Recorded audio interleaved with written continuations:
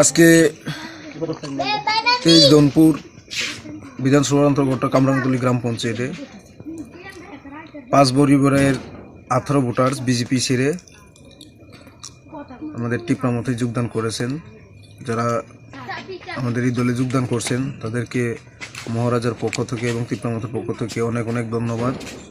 তো যারা যোগদান করেছেন এর মধ্যে উল্লেখযোগ্য হলো রাফিক মিয়া। উনি 2018 সালের সক্রিয় বিজেপির একটা কার্যকর্তা এবং উনি একজন পৃষ্ঠা প্রমুখ ছিলেন। ওনার যে পৃষ্ঠা প্রমুখের কার্ড আপনারা দেখবেন, এই যে পৃষ্ঠা প্রমুখের কার্ড। তো এখানে বিজেপির যে সন্ত্রাসবাদী কার্যকলাপ, ধর্ম নিয়ে রাজনীতিক, মানুষ সাধারণ জনগণকে আক্রমণ, হুমকি ধমকি, এলাকার মধ্যে দাঙ্গা হাঙ্গামা সৃষ্টি করে যে একটা উত্তাল পরিস্থিতি যে তৈরি করেছেন, এটাকে ঘৃণা করে তারা আমাদের টিপ্রামতে যোগদান করেছেন।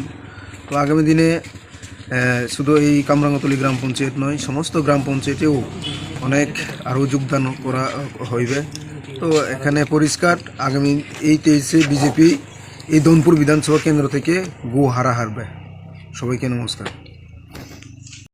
আমরা বিজেপি সাইডা আমরা টিপা মাতার লগে যোগদান করছি।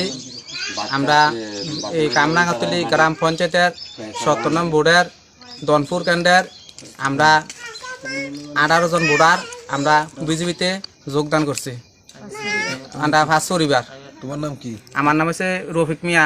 বিজেপির কোন পদে ছিল? আমি বিজেপির পদে আসিল, একজন পৃষ্ঠা ভূমিক আসিল, কিন্তু পৃষ্ঠা ভূমিকা আসিলাম ঠিক আছে, কোনো কাজের না, অকাজের।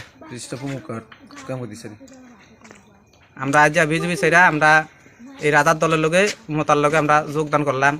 আমরা মাতার লগে থাকতাম, আমরা বিজেপি আর করতাম না। ঠিক আছে।